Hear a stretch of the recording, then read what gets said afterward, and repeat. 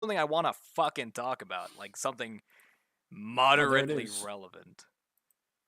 So we'll wait till the announcement goes up, and then we Oh, can just Grandma Me. That's a Mercer Mayer book.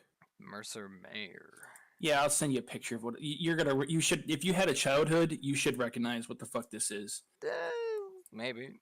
I don't know what animal he's supposed to be, but it was about the time when Arthur and Franklin were big. Wait, isn't it that weird? Yeah, I Yeah. remember that. Oh man, those are memories. All right. What are they Oh supposed fuck. to be? They look like hedgehogs. I was either gonna guess Kinda. that or hamsters because the feet. I'm looking this up before we get into any actual topics. Mayer, is it M-A? Yeah, I it think it's is. yeah. Yeah, I thought it was E. Mercer Mayer is an American children's book writer and illustrator. He has published over 300 books using a wide range of illustrative styles. Mayer is best known for his Little Critter and Little Monster series of books. Okay. Wikipedia. Little critter. Well-known series. Let's see. Yeah, just Grandma and Me. So that's that line. I'm not seeing. It doesn't mention anything about it. Okay, here we are. He Little Critter resembles a is a small, furry, yeah, rodent-like creature. porcupine, hamster, hedgehog, capybara, or guinea pig. I'm gonna go Capybara. with hedgehog because it looks like it has quills, and Yeah, that's when too he's small butt to be naked, yeah, he capybara. does. Yeah. All right. Finally live. Hmm. I probably should have said this like right as it started streaming because I don't know exactly at what point the archive broadcast will save, but better late than never. Hey Pikachu. Welcome everyone to the second episode of Pod-Crust, a podcast that really offers nothing special to the internet more than just an hour or so of two people talking about stupid, irrelevant bullshit. Today, I have with me a good friend of mine, or at least I call him that. I don't know what the fuck he is. Will. Say hi, Will. What's up? He's currently eating. What are you eating, Will? I am eating a chicken and pork with egg and broccoli stir fry mix. Sounds good. One of the few things that I don't make with mix with hot sauce. Look, so I Everyone. was going to tell you, pasta sauce. Right. Use hot sauce with it. I'm not a huge sauce guy, hot or barbecue. Not because I can't handle the spice, but just because, for instance, like with barbecue sauce, it's always so damn sweet. Like, I Either don't. eh, I'm the same way with hot sauce, but by itself, but it mixes well with a lot of good things here. And pasta sauce is one of those. All right, if you don't want to like add in like spicy Italian sauces to give it a kick, just mm. a little bit of hot sauce, and that gives you. I don't know how you like your Italian food. Do you like it, kind of plain, or do you like it with a kick? Here's the, I'm not a huge fan of Italian food.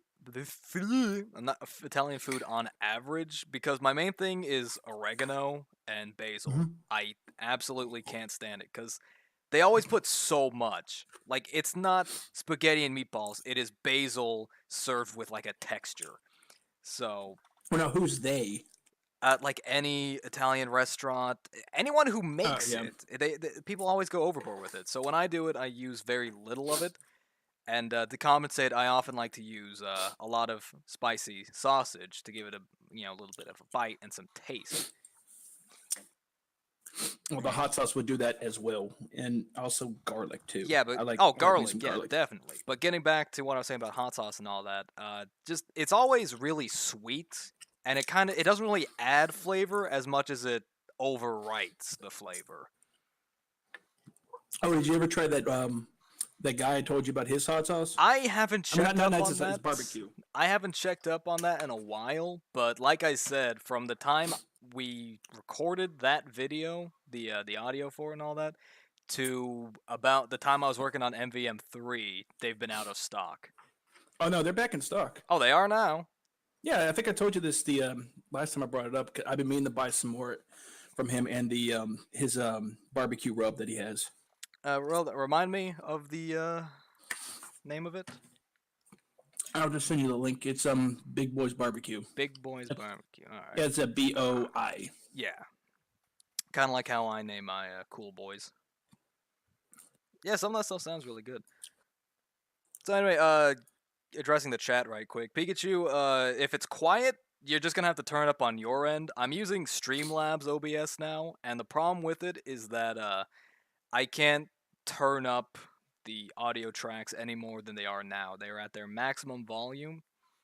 I could only turn them down. So you're just gonna have to turn it up on your end. I'm sorry. I would love to turn it up more, but I think I've said this before, but I suck with audio balancing. Also, hey Joey. So, with the topic of food set aside for a moment, I want to get to the main, like the first topic I want to talk about. Have you ever played a game for on the Xbox called Crackdown? I've heard of it, never played it. I know you were asking somebody to send you a copy of it. Yeah, I'll mention why I brought that up, but it was a really great fucking game. I'll explain more in a minute, but it was a fantastic game. I loved the hell out of it. Kind of like Prototype, where you're running around the city, as some superpowered badass. Yeah, but you're a cop in this case. Kind of more like Blackwatch from Prototype. You're not really a cop as much as you are some unstoppable behemoth that just very vaguely upholds the quote law. Pikachu, just refresh the stream. I don't know why it's lagging on your end. Just go ahead and die while you're at it too. Thanks. I think you're being a little harsh. Anyway, Nah. so Crackdown 1 was a fantastic game. Probably one of my favorite games from the Xbox 360 and that whole era. Then there was Crackdown 2, and that fucking sucked. It was just some lame rehash. It was the exact same map, but instead of the old sort of gang hierarchy where you had to take down the kingpin and all of his lieutenants, it was just like one gang and some knockoff zombies. It was really weak. Not many people liked it.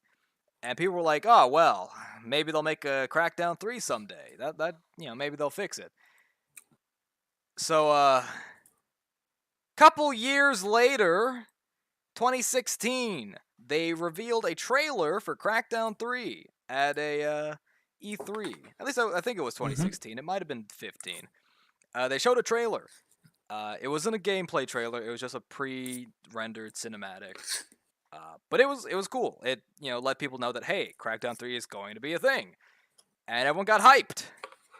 And then some time passed, and hype kind of died down. And then some more time passed, and people kind of forgot about it. And the game launched about 2 days ago. And Seriously? yeah. I thought you were going to end it with the studio went under. No, I was hyped as shit for this game when I first saw the trailer. And then a couple years went by, and I was still thinking about it. But since like middle of last year, it just completely slipped from my mind because I heard nothing else about it. And then 2 days ago, it fucking shadow drops. No big to do, no fanfare. Just bam, it's out. Go fuck yourself. And the game is so mediocre and lackluster that it adds nothing to the established, like how Crackdown, how the gameplay There's was. no lore. And if anything, it takes away from it. Is it on Steam? I believe no. I think it's on the Microsoft Store because it's a. Oh fuck! Then fuck that. It's an Xbox and Windows 10 exclusive. And so it's just bad. It's just I don't want to say bad, but it's mediocre. It had all this hype to live up to, and it could have been so much better. But yep, there it is. They just dropped the ball. And so hard that it left a crack in the pavement. And so I was like, you know what? I'm gonna forget about this. I'm gonna remember the good old days, and it got me nostalgic for Crackdown 1 because it was just such a fun fucking game, and it was so genuine in its sense of progression. Because you start off as basically a cop in some cool armor. You run around at normal speed. You have, these different cars, and you can like pick up a barrel and throw it at a dude to no real effect. But as you drive around and run around and kill people, you collect these little power-up orbs that all, pile up. You climb buildings and you collect the agility orbs. You do some challenges, you get strength orbs. You complete some races and all that, you get driving orbs. And those pile up. So by the end of the game, you're lifting up semis one-handed and chucking them city blocks. You are jumping over entire buildings and sprinting at Mach speed. And the cars were so fucking cool, because when you go to your garage, say you get the supercar, up comes it's this neat little convertible. It goes pretty fast and it handles pretty alright. But as you get more driving points, the cars evolve. So when you pull them out and you go into your garage, you literally see the car beef up and change to fit like how much you've progressed. And my favorite version of this is the semi, because you can get a semi from the start, and it's just a big truck you can use to knock into people. But the more driving, but the more driving points you get, and you pull out your semi, it gets bigger. It widens. The tires get thicker. It gets more tires. You can see the fucking. And I think one of the cars had guns attached to the front. Once you got it fully leveled up, you got like chain guns mounted to the front of your fucking car. So you could just mow through people. And it was so great because you saw the effect of all the effort you put in. Hey, Poots. You saw, like what all these orbs and all these power-ups you gathered did, what they were worth. And that combined with the pretty unique structure of how the gangs worked, where there was a kingpin, and you could go fight the main boss of the gangs at any time. They're just hanging around. But they have a shit ton of security and guys with weapons and all that crap, and you could just jump in and kill him. It'd be incredibly difficult, but that option is available. But if you take out his lieutenants first and work your way up his hierarchy and his structure of power, then he'll be a little more easier. Yeah, he'll have less guards. They'll have worse guns. It'll be so much easier. Yeah, it's Breath of the Wild before Breath of the Wild. Yeah, and it didn't railroad you into, okay, first you have to get rid of this guy, then this guy, then this guy, then this guy. You could take on lieutenants in any order, or you could just jump straight to the kingpin and then go after his lieutenants.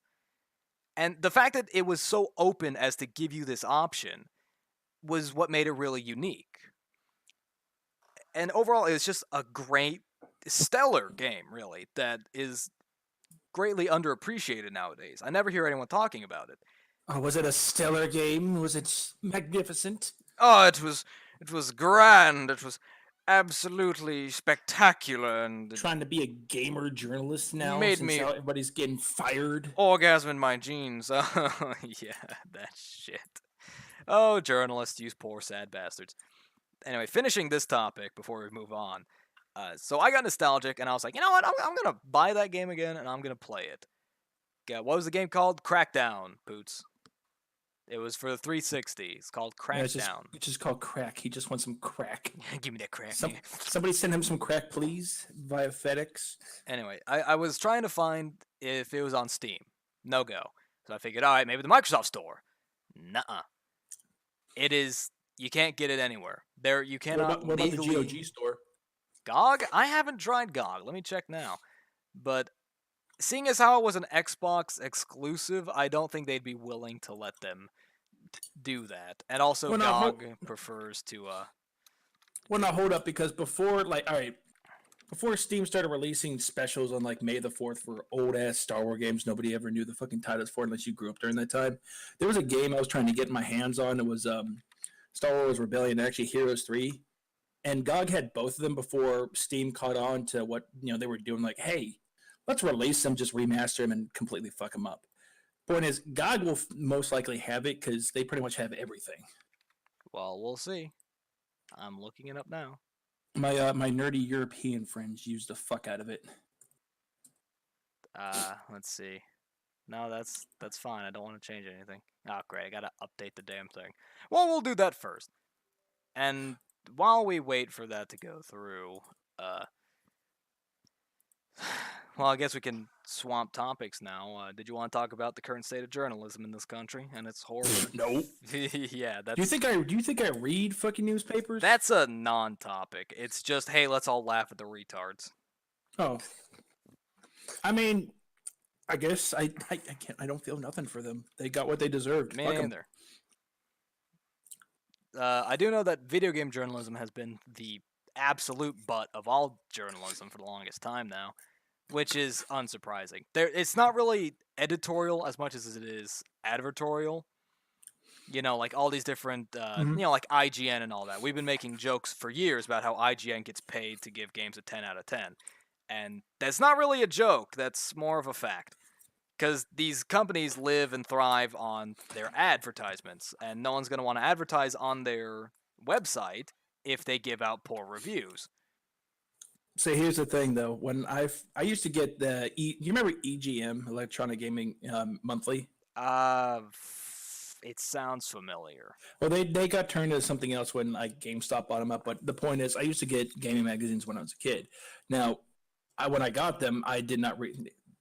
It was like the same excuse for getting porn magazines. I never got them to actually read the art. Actually, no, it was the opposite. I never read the articles. I just looked at the pretty pictures. I didn't bother fucking reading. So it was like a porn.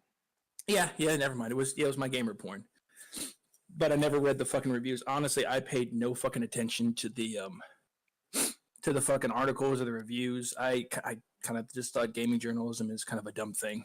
Yeah, I did the same with Game Informer. I just like to look at the pictures. That's what they became, Game Informer. Yeah. Also, GOG does not have Crackdown, so you cannot legally purchase a copy of Crackdown. Well, yo ho ho. Yeah, that's why I asked for someone else to find it. I hate going digging for torrents and the like. I don't know. Here's the thing, though.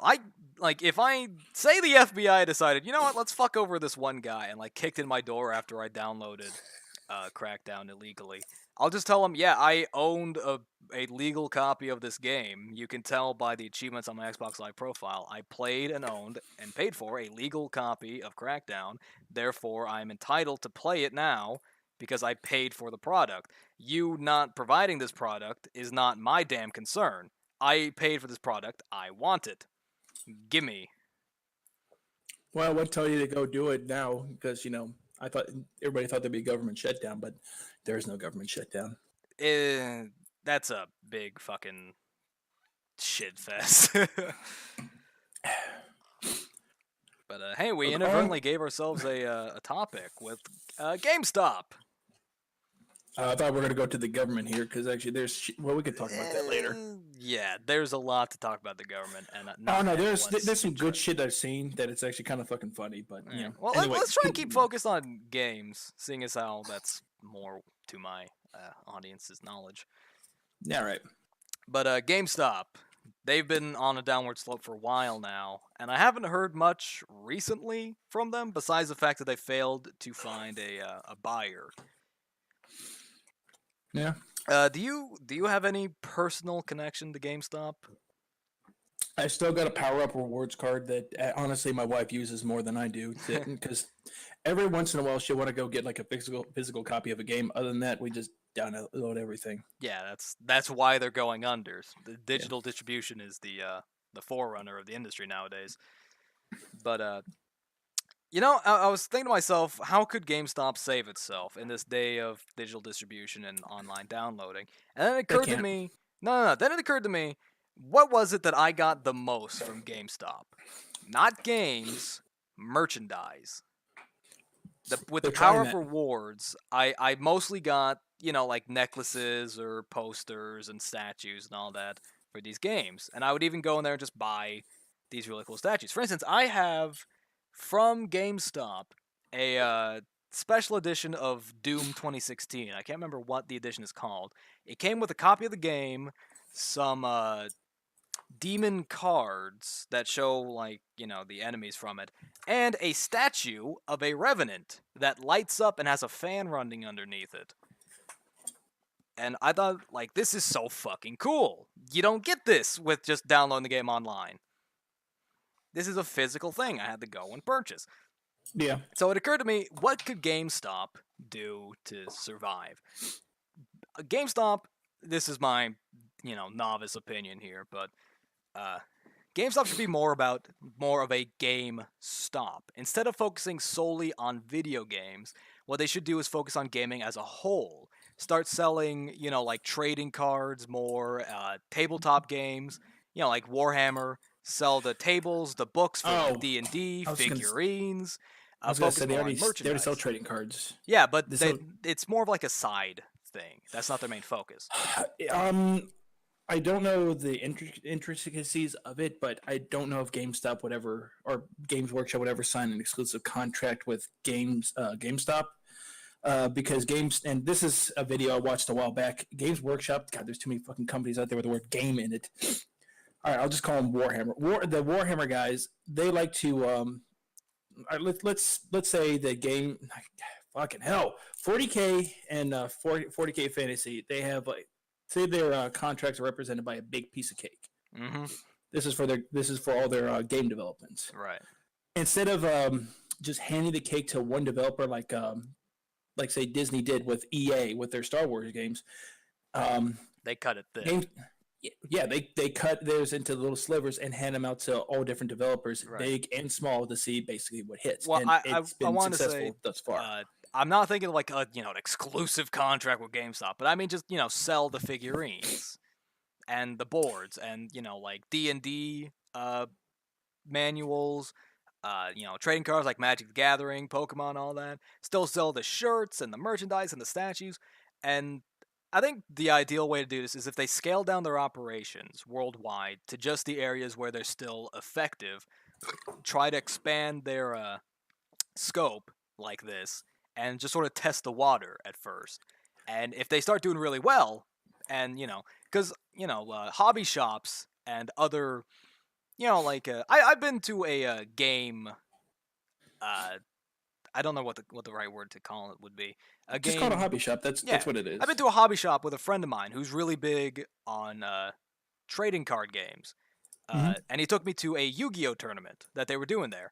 And there were so many people there. And they were selling these big boxes of Yu-Gi-Oh cards and packs for a shit ton of money, and people were buying them up. So these stores do really well. And, people love having a place to go to find people interested in their hobbies and play with them. So if GameStop tried to get into this niche market, I think they do incredibly well because they already have name recognition and they can get around. I don't think Games Workshop would do it. They wouldn't be the one that started. They would only do it if, say, like I know you don't know what a lot of tabletop companies are there, but the ones who make like Warframe, not Warframe, War Machine. God. Yeah. Again, another fucking thing that has another word. Anyway, either like War Machine or one of those World War II tabletop games, or hell, even that game called what the hell is it? It's when the planet Earth, the U.S., Britain, Risk. Russia. No, not Risk. It all those countries retaliate against Mars and they invade Mars. I have no idea what that is. I was thinking of Risk. I forgot what it was called, but from what I understand, the basic concept is this is after like War of the Worlds, and the planet is pissed, so now they're invading Mars. So kind of like a cross between XCOM and Risk and maybe a little bit of Warhammer. But getting off of the because I mean, do you really think Games Workshop would be opposed to selling their merchandise in a store? Yes, because they are. At least in game, they don't want. All right, GameStop. GameStop. Games Workshop has their own line of stores that they'll sell exclusively Warhammer figurines. Other than that, they only put their products out to like third-party stores. In some cases, smaller hobby shops. So I don't think it would be too far-fetched to think that won't fuck them over. Yeah, they don't want to give it to a company like GameStop that will.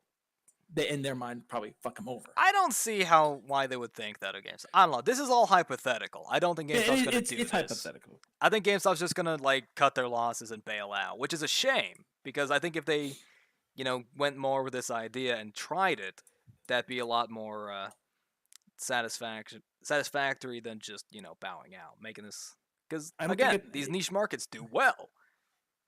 GameStop is not going to go away. It's just going to get relabeled something else. It might go the way that you're suggesting here, maybe not with figurines, but a lot more gaming merchandise. Because over the years, I've seen them selling a lot more like toys and knickknacks and T-shirts and. Yeah, I just want to clarify. I didn't mean specifically focus on tabletop games. I mean games. I know what you mean. They're just becoming basically just a gaming hobby shop instead Yeah. of just exclusively a Selling game video seller. games. Yeah.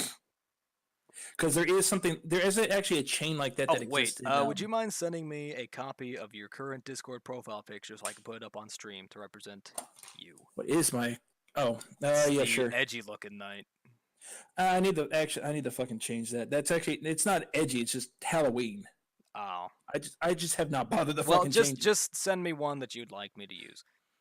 And Yeah, while you sure, do let me that, I'll turn to our audience and ask, what do you guys think of this idea for GameStop? Poot says that, asks who the fuck goes to GameStop. Only go there to find old Pokemon games. Also, they should have tried and avoid using Sir.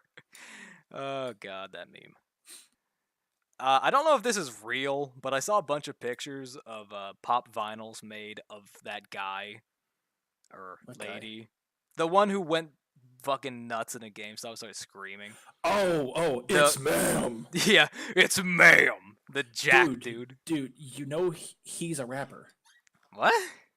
He's a rapper. What's his rap name? Hold up. After I find my fucking picture here, I'll I do know I saw a picture of like an outstanding warrant for him. No. This dude is legitly it's an LGBT rapper, and actually I have two. That's fantastic. All right, hold on. I sent this to my wife too, and I'll send you another cringy one of another LGBT rapper called No Shame. No shame. Alright, Yeah, I'll save the Turd Ferguson picture here. All right, here you go. Let me see. There he is. It's ma'am. Paycheck stubs, Ramsong. Charlie Handsome. I beg to differ. No. That's not the name of him. It's like Thomas something. Charlie Handsome. I think that's one of the rappers in the group because that's not exactly his group or her group, or whatever the fuck. It's they're just a part of it. Right. And then there's No Shame versus Michael White, which Michael White is very white. Good. It's a fitting name. All right. Here we are. I'll just put Tiffany Moore, or actually used to be Thomas Moore. That's who ma'am used to be called. Right. I'll just put this right in the middle here. Yeah, I was just watching a random fucking video on YouTube, and then they started talking about the after effects of the GameStop thing. Right. And I'll just call him he did an interview with the Albuquerque news agency, talking about how he didn't regret anything he did. Could he handle it better? Sure, but he would do it exactly like that every fucking time. And that he's going to use his publicity to rap about LGBT. It's just a shit show. It really is. No one's walking away from that looking good. Meanwhile, the authorities are like, hey, FBI wants to know where you are. Yeah, because he does have an outstanding warrant. I think it was something vehicle related, if I remember correctly. Do a little bit of research on that. But what were we talking about? I totally lost. Okay, we were talking about GameStop. And I don't remember. I honestly forgot. We're talking about how GameStop can possibly survive this shit, and and then it went off into the Aquaman. Aquaman.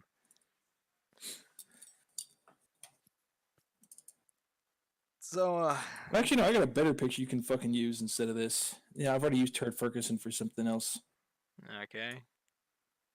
It's actually a Navy friend of mine, so you can use his stupid fucking picture since he's already put it out to 100 fucking places.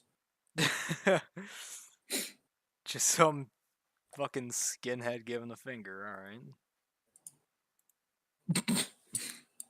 right. I had to use that picture to actually make a character for his D&D session out of that. It's just that, except for he's a tree now. Yeah. Okay. Speaking of, Gage would still like to try and get you involved in his sessions. I mean, just let me fucking know when. Put the image over the green. Oh, that's a great idea. To what? Poots had the idea to put the image. Yeah, see, this image isn't really scaled well. I can. All right, explain to me what you're doing here, because I have no idea. Well, maybe if you looked at the stream. Well, then I hear two different voices here, plus I'm Mute drawing at the same time. Bitch. There. How's that look? good enough. This isn't really well scaled image. I'm kind of doing this on the fly here. But lost my train of thought. Oh yeah, Gage is running a Yep, bunch there of it is. different fucking. He's running a bunch of different games. So I don't know. The one we're doing is on Saturdays. I don't know if you want to get in on that. The way you've cropped it looks like not Gordon Freeman is trying to spy on what the fuck is going on.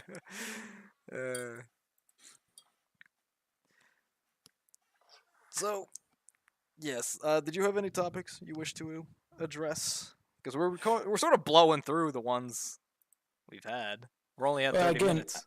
No, again, I don't know what the fuck is fair game because I paid very little attention to movies or fucking video games for a while now because work's been consuming my life. The other thing I really know of is the shit faggery that's going on with politics. Yo, isn't there always a bunch of shit faggery? I've been paying especially close attention to Alexandra whatever the fuck her name is, Ocasio-Cortez, yeah, Ocasio-Cortez. We elected a woman who had literally no experience in politics, who has taken a couple thousand jobs from her home state and lost a couple $1 billion in GDP. Good Wait, work. You elected her? I didn't, but I'm saying we as a nation did. Oh. No, New York did, because I thought she was a fucking senator or representative from New York. Yeah. So. Which makes sense. Oh, yeah. Have you read her Green New Deal? No. I'm just going to highlight a few of the funnier bits. I've been calling her the monorail guy from The Simpsons because she thinks that we can, which sounds cool on paper, but it's never going to fucking work. We can replace like 90% of all cars and planes with monorails. That is not going to work. Again, the monorail guy from The Simpsons. Yeah, because, like, the proposed idea is that, it'll get rid of traffic. No, it'll just redirect traffic. So instead of having people constantly flooding in the streets with cars, you let people constantly flooding stations with these monorails. And as it is... By the way, fuck you, Hawaii. You're no longer a part of this conversation no more. Yeah, and Alaska. Alaska can still get through, except for it's just going to be a pain in the ass to go through Canada, or you just take a really slow boat trip down the coast to a boat Washington monorail. State. Yeah. It'll be like a ride at Disney. It'll just have the tracks set up in the water and the boat will skim over them. Like here's the fucking thing. I get you want to save the earth. It's fine and all, but first of all, the United States is actually one of the better countries with green policies. And secondly, there is a reason why we use boats and why we use planes. Now, you can't put everything on a fucking boat. Otherwise, it's just going to take ass. It's good. Well, no, it's not that it's going to sink. It's they're obviously going to balance these boats accordingly to how much cargo is on it. I'm talking about it's just going to take you an ass long time to get your shit. Say you order something from Japan that you can only get from Japan. Oh, yeah. You're going to be waiting for a month for that. Speaking of a side tangent, sorry to interrupt, but no, go ahead. Back in early, I think it was mid to late December, I placed an order for an Ethernet cord. Oh, caught a booger on the stream. That's not good. How is it going? Let me check. Stop picking your nose now. No, whenever the stream lags, I call it a booger. It's looking all right. Latency's fine. Oh well. Anyway, I ordered an Ethernet cord from Amazon because I wanted to have a better connection between my computer and the router, try and weed out some of the lag. And well, I didn't realize that I was ordering it from Hong Kong. So I figured, it'll be like a week or two until it gets here. That's fine. It showed up the other day. About 2 months later. Was it all fucked up? No, it was fine. But I've already gotten an Ethernet cord 3 times the length that just barely makes it. So I greatly underestimated the distance. So it's useless. Where did you order from? Amazon. I just found an Ethernet cord on Amazon. I was like, fuck it, I'll take it. And it took 2 months to arrive. Yeah, that's exactly how to be if there is no fucking planes. Yeah. So. But it's been well established that she is an absolute fucking mongoloid. Now, she does bring up, good points that there are things we can do to improve our existing existing systems, Definitely, but but eliminating 90% of driving vehicles, no planes, fuck that noise. That's stupid. not only that, but it would take an immense amount of manpower, money, and time to institute all of these monorails. Oh fuck yeah! Well, I mean, it does have the added benefit of at least putting, giving people jobs. But then again, Which she they're just should think about, given how she took about 25,000 from New York. But I mean, I just did some rough fucking calculations, and I can just tell you this: to get rid, because she wants to force. The other part is she's gonna give everybody a job, hinting Francis Underwood from House of Cards. I don't know if you ever fucking saw that. But, I did. Great show. Up till season 7 or 6, whatever the last one was. Whenever they got rid of Kevin Spacey. Yep, with good reason. But to get rid of all the fucking planes, and we're also talking about the people who make it, the companies that make it. So you're downsizing Lockheed and Northern Gun Rep or whatever the fuck they're called. To be fair, Lockheed focuses mostly on military tech. Yeah, they do, but they also do come out with some civilian, at least, equipment. And if you're phasing out, aviation as a whole, continuing with side, the conversation, you're killing a shit ton of jobs. Oh, yeah. It's not going to cover anywhere near what you're. And a lot of industry. Yeah, that's what I'm including. All the industry and the actual jobs. Yeah. For both cars and planes. It's really just not going to work in the long run. No, it's not. Now, see, the problem I've been saying for a long while now is overpopulation of the planet. And I don't mean like, oh, we're running out of food. I mean, no, we're just wearing the resources thin. There's really just too many people on this goddamn planet. Yeah. If there were less people, that would solve practically every single problem. Hey, well, we're not going to commit a genocide here. I'm not saying commit genocide, but just get rid you. of all safety warnings and safety signs. For instance, if you're too stupid to think twice about jumping over the guardrail at the zoo into the tiger fucking pit, maybe you deserve to be eaten alive. Has that happened recently? No, but it's a good example. Every time you see a warning sign, it's there for a reason. Yeah. Someone tried it. Every time you see a sign that says "Don't cross without a green light," or don't stick your hand in between the giant moving gears, or don't sprint down the hallway when the goddamn floor is wet. It's there because some idiot tried to do it and went complaining that they're stupid. It's never going to happen, and it's not because we actually care about other people. No, it's just. That's the ideal way to do it, because it gets rid of stupid people. Stupid people don't deserve to live. Yeah, but these companies that would suffer from the lawsuits, they don't want to give up their money. So the only purpose stupid people serve is to be exploited by smart people. Why do you think Apple's doing so well? They exploit about 50% of the human population, which is stupid. Speaking of stupid fucking people, we were I've been staying way too late the last 2 days. We were watching another stream that I think I told you about this guy who he basically just talks about like how black people suck. And he's black. That guy. It's the black guy who talks about how what was his name? That's wrong with the community. Tommy Sotomayor. Let me scroll up. That name sounds familiar. You might have heard of him. Let's see. Dumpster Bob and True Seaman. Yep, that's it. Yeah.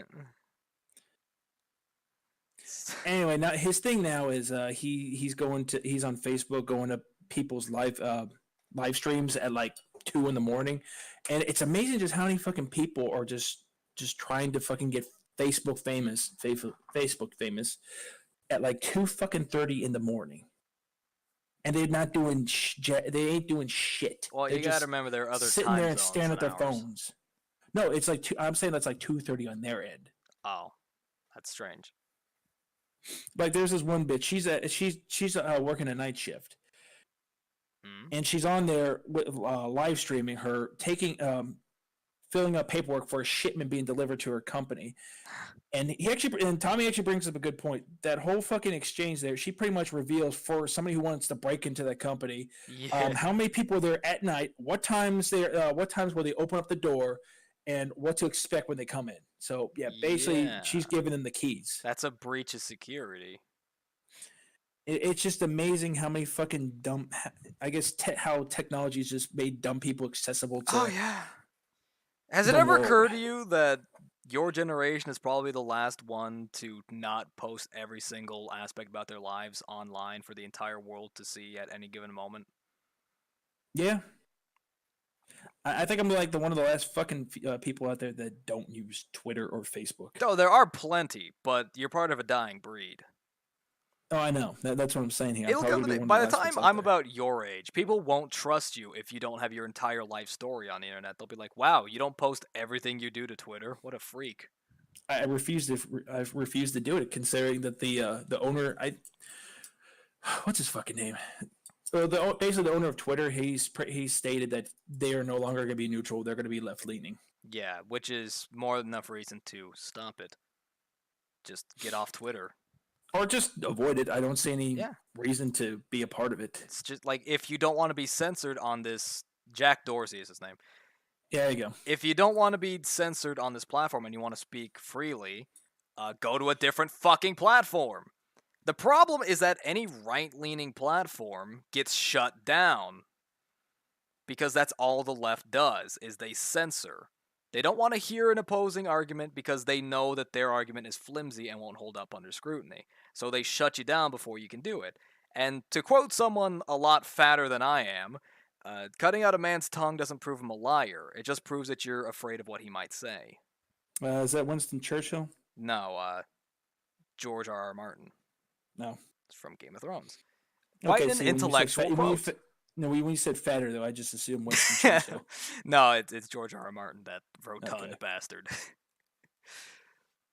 No, he's right though. Yeah, no, it's a very intellectual statement. Do you really think that if Game of Thrones came out now, people would be all about it? When did the books originally come out? That's a good question. I do know they've been out not too long. I know the show was out when I was finishing up college, so that was like right before everything just went downhill. Yeah, the show's been out for a couple of years now, I think. And it's still going. It's still going. See here. When was the first book? Yeah, pardon me. Originally published 1996. Yeah, so it's not that old. No, but it was still in that area where, this is okay. Yeah, and it's even more relevant now.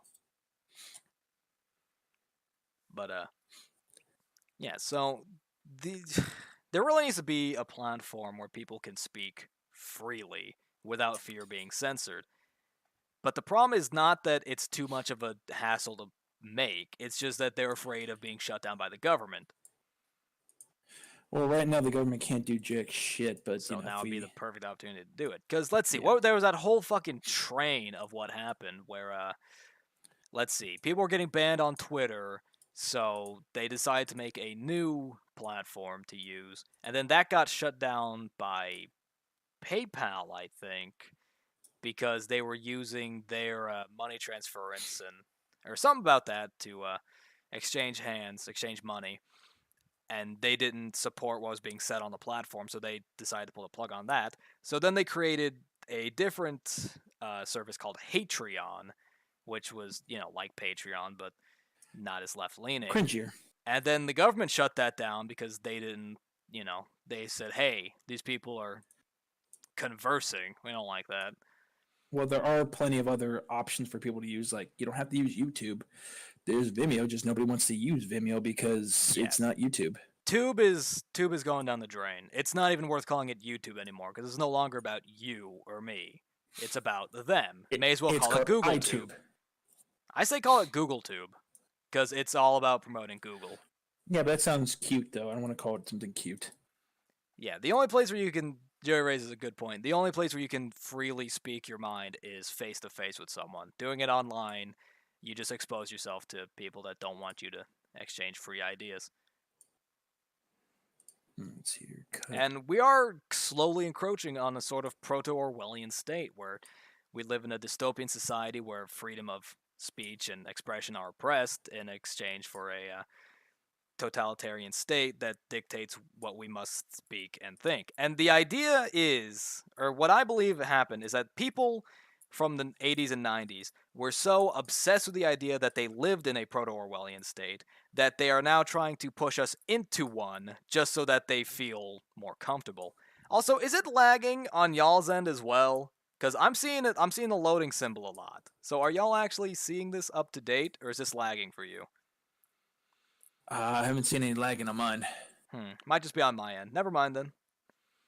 Yeah, the UK, England is already in a horrible Orwellian Oh, state. don't even get me started about the. All right, whenever I talk to my fucking European friends, one thing I hate the most is when I get some jackass from like the UK or Germany that's telling me what's wrong with America.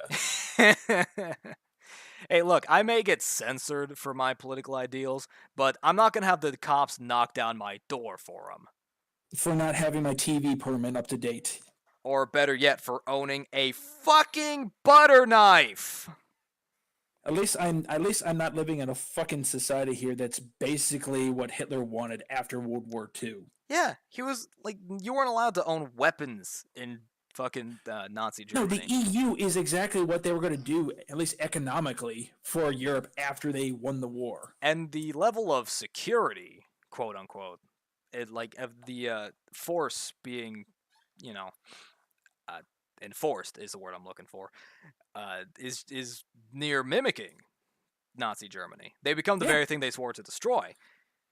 And why this is because they're afraid of talking about their past and talking about opposing ideals. Because they think if someone isn't agreeing with how things are being run now, they're going to want to try and change things.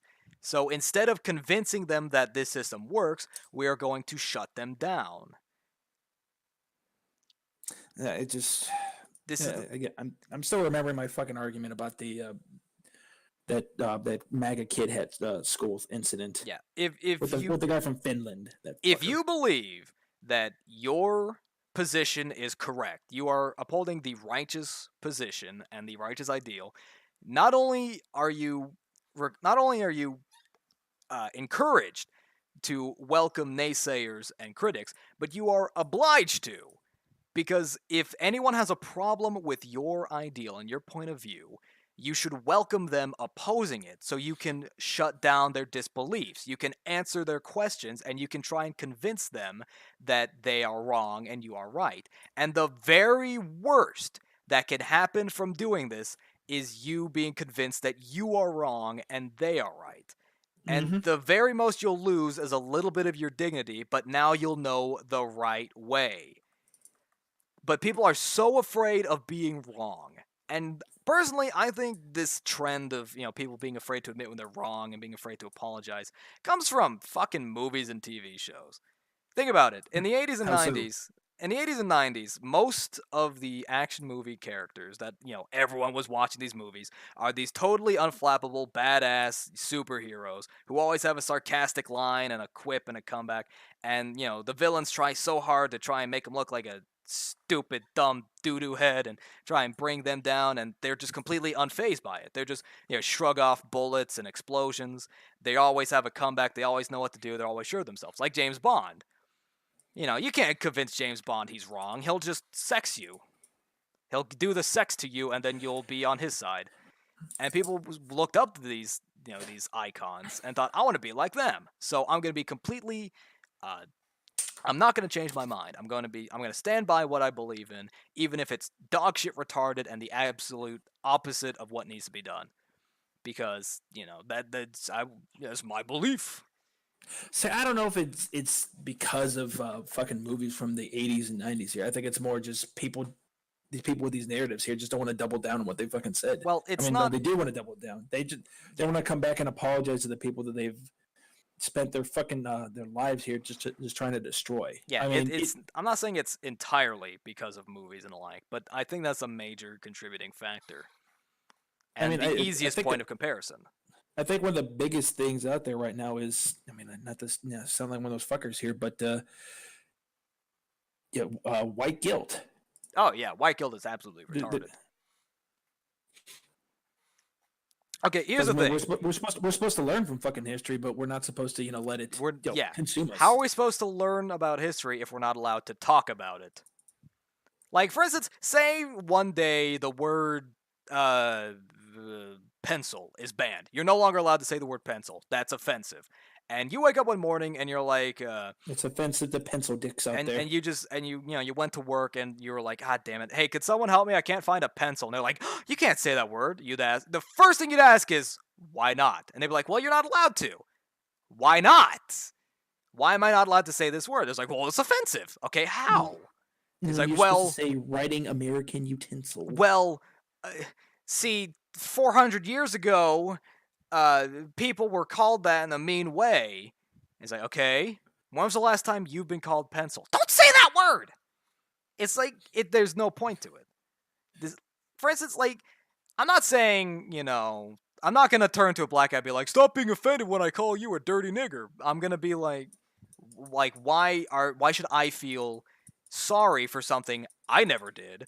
And no one in my heritage, literally, I've traced my family tree. No one in my entire history of my family, on either side, has ever been involved in slavery. Why should I be apologizing for it? Even if they did, what the fuck does that matter to you? What does that have to do with you? Yeah, you can't get an innocent person to apologize for something because they didn't do anything. I mean, if we're gonna be honest here, everybody at some point in their family's lineage did something atrocious. Everyone has done something atrocious at some point. You might not have been a part of the South here, the South slave trade here, but you might have been a part of what the English did during the fucking Revolutionary War. You might have been what the English were doing to the fucking Irish. You might have been part of what England was doing to literally any other country in the world. Or you might have been a part of one of the many things that Russia's done, or the Middle East. You could have been part of the Saharan slave trade. You or distantly related to one of the Huns that terrorized the Roman Empire in its downfall. Who knows? There's a very good chance of that. Or not the Huns, but with the Mongols. Yeah. Considering how fucking virile Attila, or either was it Attila or Genghis was. Genghis Khan was from the Mongols. Attila the Hun was the Hunnic. No, I mean not. But the point, I mean, hell, if you're fucking Asian, there's a very good chance you were. Yeah, 1 in 4 people are related to Genghis Khan. But getting back on topic here, for instance, with the SJWs nowadays, say I wore a shirt in public that had a woman on it, not even a scantily clad woman, just a woman. Like, say I had a shirt of a woman like dressed in like a business suit, holding up a can of Coke, and then it's just like drink Coke. And she's giving like a thumbs up. It's not sexy in any way. And some SJW sees this and it's like, that's objectifying women! Apologize!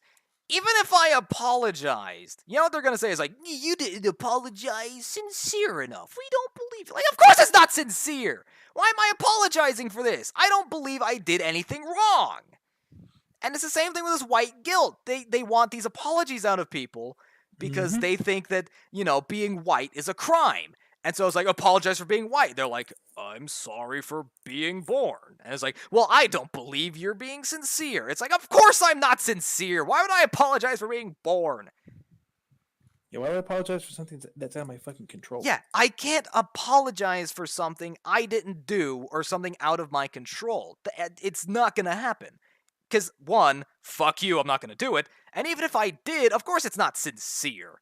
Like, I'm sorry that it rained in Germany the other day. I'm deeply, deeply sorry. It was a complete travesty. I promised the good German people that it would be sunshine this week, and I'm just deeply ashamed of myself. I'm sorry. Now, what did that mean? Absolutely fucking nothing!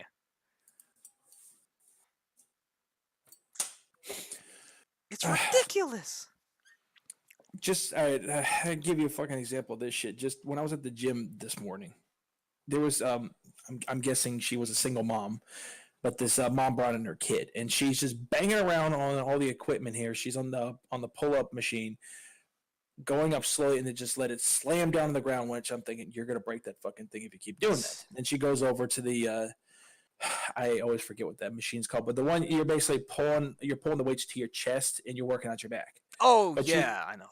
Fuck. But she's when she's doing that machine, she's like rocking her back and forth. I'm thinking, your fucking mom needs to stop you. You are going to hurt yourself. Yeah.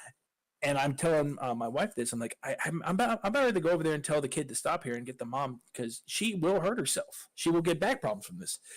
Yeah. But my wife is like, no, you don't want to do that because you never know how they're gonna act, especially if especially if it's a white guy coming over and telling them, Oh yeah. she ain't gonna listen to you. I'm like, yeah, but in the back of my mind, I'm thinking the same thing as her. I'm like, the moment I go over there, there's a probably about a 95% chance something some shit's gonna happen from that I'm probably gonna get labeled a racist because I'm picking on the single white black mom. I mean, sorry, the single proud black mom, not single Yeah. white black mom. Yeah. That's a contradiction. Yeah. But I find that when you have to interact with these type of people, the best thing you can do is to just try and be charismatic and try and play up to them. Like for instance, uh, say you see a single mother in a grocery store with their screaming child banging around and being a nuisance. Don't go up to her and say, "You need to teach your child some manners. What's wrong with you? Look at it. It's making noise." What you need to do is be like, "Hey, man, you look really tired," and just like they'll be like, "Yeah, I fucking got my hands full of this one." It's like, "Oh yeah, I can see." Kids at that age, they're a real menace. But what my mom always taught me is that you just need to be patient and you need to keep yourself above them. I mean, you're clearly a very intelligent and classy woman. You can't be stupid down to your kid's level, screaming and yelling at it in public. But maybe at home when no one's watching, you could stoop down to their level. No one's gonna know. And you'll still be such a fine woman when you're in public, and your child will be much more well behaved. What am I doing, picking her up here?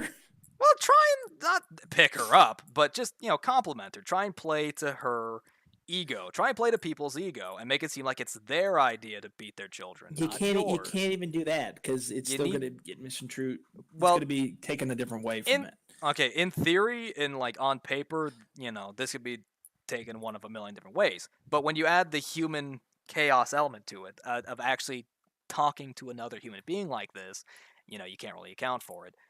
So that's why I'm saying try. Just try and be charismatic with people. Play up to them. Make it seem, like I said, you can quote me on this. You should always make it seem like it's someone else's idea to beat their children, not yours. No, see, you're making sense here, but you're making sense in a world that makes a lot more sense back a couple years ago. Here, this does not apply today. The only thing I can do is based on that from that movie about the supercomputer that almost nukes the entire world, which is the only move is That's to not like play the game. 6 different movies. It was the one with what's his name? The guy who played Ferris Bueller. I don't know his name. War Games. That's the movie called. What's the movie called? Okay. But yeah, the quote was the only winning move is not to play the game. I have heard that in a million different places. I didn't know what that was from. But yeah, woe to the logical mind in a world of chaos. That's what we're in right now. Personally, Chaos. I think a lot of this isn't gonna go anywhere. Like for instance, what Putis noticed or pointed out. Don't worry, Putis, I notice you. Senpai's here. Like college students saying that white people should pay reparations for slavery. Now they can say that, but is it actually gonna happen? No. You may get some people in like California or New York sending black people they don't know money, because they feel bad. But is that actually gonna happen in the entire world or even just in the entire country? Fucking no. Also, Nope, like when people say it's like, "Oh, the government's gonna try and take my guns." Like, even if the order came down, like military orders, we're gonna go and disarm the populace. Do you really think any military leader would actually think about that order and be like, "Yeah, no, that's a great idea"? Oh no, there will be some kind of an uprising. The military would be at a standstill because you know what a lot of people in the military own? Guns. Not even like the military issue ones. They have them in their home on their wall. And they're like, and they think, "Oh, well, take guns. All right, hey, wait a sec. I own guns. You're going to take my guns? Wait a sec. Whoa, timeout." Like, it's easy to be afraid of all this stuff, but no matter how chaotic this world is, there's always a base underline of logic that you need to remember is there. Because at some point, these ideas have to go all the way through someone's head. Meaning at some point, they have to hit the tiny, almost unnoticeable logic specter of their brain. Where at some point, if it's a really radical idea, it'll bounce off. See, that's the one thing I'm not afraid of happening here is them taking away our guns, That's not because gonna happen. No. especially once you get to the Midwest. Oh Good God, no. luck with that. Texas wasn't it that Texas was once recognized as an independent country by other It countries in was the world? the only reason, and this is what they don't teach in school anymore. The only reason why it was because of that was I don't know if you know much about what the events leading to the Civil War was, but when That the doesn't government get taught was, a lot. I know, no surprise here, but when the government was originally bringing states into the union here, they would do it via one state had to be a free state, and one state had to be a slave state. But when the idea of, or when the topic of Texas came out, they're like, we don't want to bring them in yet because that's really more like five states, and five states means there's going to be an imbalance. There, Yeah. like Thanos says, there has to be a balance in everything. God, stop referencing Marvel, please. Sorry, but it fucking fits. It's one of the few times I like using Thanos. Well, let's keep it to that and continue. But eventually they were forced to bring in Texas here, but they didn't want to initially because Texas really was more like five fucking states in one. And it's a big fucking state. Now had this now, and I watched the video on this at one point. Had slavery never gone the way it did, which was the cotton gin was never invented, it just disappeared, even though it drastically affects our economy. Oh yeah. Texas would have been brought into the union, except for it would have been brought into as five pieces. Yeah. But no, I'm not talking about Texas. I'm talking about like Wyoming, Nevada, Utah, the Dakotas. Every fucking state that just has wide open areas, mountainous terrains, and very little urban areas, meaning very little police. Yeah. The only way to really defend the homestead, because that's where like frontier justice is kind of still in effect, is to arm yourselves. I mean, I talked about this with somebody else at one point. I don't know if they're still doing this, but at one point, farms and ranches out in Wyoming were manufacturing their own AKs and M16s, but they were doing it the legal way by one person makes one portion of the weapon and then they will trade it to each other so they can put them together, make a fully functioning automatic firearm. That's clever. Mm-hmm. That's a good question, Pudis. Who the hell lives in Wyoming? Not many people. Rich people who go out to retire and ranchers. Yep. So it's not many really, people. It's actually really beautiful out there, though. Oh no, yeah, there's quite a bit. There's a lot of cattle, but not as many people. It's definitely one of the least populated states. Now, like cities like in Colorado and Wyoming, they're trying to get more people to come out there via the advertising their cities as the trendiest place for hipsters or millennials to live in, which that just means it's expensive. Don't fucking bother. Yeah, but like I was saying earlier, the sole purpose of stupid people is to be exploited by smart people. So and there you if go. Stupid people with money want to go spend their stupid money on stupid things, more power to the smart people making those stupid things. I'm not going to buy them, though, because I'm smart. What things are we talking about here, though? Well, like, for instance, AirPods. I don't... What are those? The new Apple fucking... the wireless earbuds. What's the difference? Because I have wireless earphones. What's the difference between them and just like a regular pair? Oh, you mean like a pair of wireless earbuds or wired earbuds? Yeah, I have two sets of Bluetooth headphones. Okay, here's the thing. Wireless earbuds are much easier to lose. They need to charge, and they're... I know people say it's like, oh, they don't fall out, but they're real. Like, if they do fall out, you'll lose. Wait. So they're not like the collar that goes around your neck and you stick them in your ears. No. AirPods are like literally if you cut the wire off of an earbud and just stuck them in your ear. Okay, yeah, that's fucking stupid. Yeah, and they need to charge, so you can only use them for so long. And here's the thing: what's even dumber than that is that Apple is now introducing the... what was it? I think it's like the anti-lost feature or something like that. Basically, they're selling the wires as a side product for the things. Like, you just plug the AirPods into these little holders on the ends of the wires, and then bam, they won't get lost. And the wires are expensive as well. So basically, what they're doing, it's like what they did with the iPhone, whatever the fuck, where they took out the jack and sold you an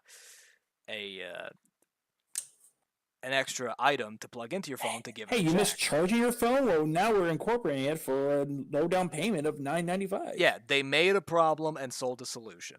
I mean, it's a horrible horrible anti-consumer business practice, but all of their consumers are dog shit retarded people with too much money. So really, I can defend these actions. Now, See, what they're this is spending the money on is really fucking stupid, but they're keeping the money out of the stupid people. this is why Hey, I Red. will never own a fucking Apple product except for the iPod that I own, and that's only because I have not found a suitable replacement for an MP3 player. Yeah. There's really I just think no excuse to buy Apple. I mean there's some other there are other versions out there. Like I know, not Willie Nelson. One of the members from Crosby, Stills and Nash, he actually has his own MP3 player. I don't think it's still being sold, but his was like $300, and it had like half the gigabytes of like my iTouch has. I mean, now I basically just use my phone, so that's that because wireless is so much better now. But Well, Red, like I was about to say, at one point, Apple was the superior product. It was either was. buy app. What? No, it was. I'm agreeing with you. Okay, I thought you were asking a No, question. I'm not questioning it. Yeah, it was. But I mean, yeah, Apple was superior. Like with the iPhone 1 and the 2, it was like the best product. But as time's gone on, they refuse to change and are now, going under. Not really going under per se, but their quality is definitely dropping off into a pit. then they're never gonna go. They're never gonna go down in value. There are far superior products being sold. The only reason they're still, successful is because people vehemently support the Apple line because they're so expensive. Because they say, "Oh, I own an Apple because I can afford it," unlike you. Well, yeah, it's only because it's trendy. I don't know if you heard what's going on with Gucci. God, Gucci's always been stupid. No, but did you hear what you didn't hear? All right, so Gucci released a product. It's like a scarf for women. It's basically a face scarf that's black, but it has red lips on it. Okay. Big red lips. I'll find a picture of it now. Ti and a bunch of others. Ti the rapper is calling for a boycott of Gucci because they think Gucci's Blackface. yeah, they think Gucci's racist. Gucci blackface. Now you can be racist and trendy. Gucci blackface in stores now. That's hilarious, though. Anyway, but the first thing is I'll get to your question in a moment, Red. Continue. Their ban will only last for 90 days. There is an expiration date on their ban for some reason. Nice. And two, they're saying the rap game made Gucci what it is. Yeah. And no, entirely not. They played a good part here, but Gucci was here. It is. Gucci was already big before them. I mean, if I remember correctly, Gucci is a European company, isn't it? They are indeed. So even if this ban does go through, even if this boycott, if something does happen, they're not gonna lose much money from this because they still got a huge clientele. I gotta show this on the stream. Hold on. This is hilarious. Oh my lord. I just fucking hate Gucci. It looks yeah. I hate all that. Supreme, Louis Vuitton. This is something else they sell. Look at this. It's a trendy fucking ninja. This. Oh my god, that is priceless. Yeah, but you know why they put the red lips on a black face mask? Because this is purely for women. Yeah. It's so it shows up better. Yeah. God, that's just. I know it's unfortunate, especially nowadays, but that's Gucci is an Italian luxury brand. They are fucking Italian. Yep. If anything, the fucking the fucking rappers are responsible for it. They're responsible for all the people that go out and make bad decisions with their money here. That they need to buy Gucci designer clothes here when they're on a fucking budget. Oh yeah. You don't need Gucci. Can't afford child support because I spent them all on AirPods. I never went for shit like that or American Eagle or Hollister because it's too fucking expensive. Don't bother. The only thing that I will get that's quote unquote designer is anything that like helps me with my job. Yeah. Like Duluth. Yeah. Because I know it will last. Pudis, I think even in the 50s and 60s that would have been a bit outdated. Maybe in the No, that would have been 1910s or no, 20s. that would have fit right in during the 50s, dude. That's when it started to die off a bit. Not a lot. Not like, oh, well, the black people are people, but more like, less the minstrel shows and all that. Yeah, it would have been it would have been dying off and going into that 60s and 70s style that we're all so familiar with. But we're past that. We're on the 80s now, baby. We're back in the 80s. Yeah. All right. I wanted to get to a question that Red proposed earlier. Did you know Discord might be shutting down?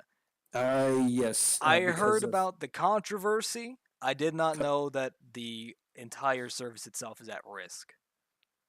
I mean, when you allow, even though it's furry shit, even when you allow fucking cub porn through pedophilia. Okay. Let me catch up for any future listeners who might be listening back on this after the events have transpired.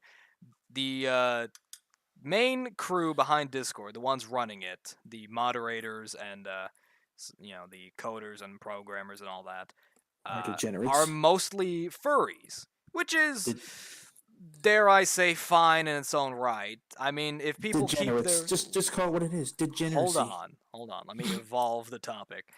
I mean, I have no problem with furries in their own right, as long as they aren't too preachy about it. Same with any fandom or any group like that. Any fandoms like, say fandoms like bronies and fandoms of, like, the LGBT community, because that's all it really is.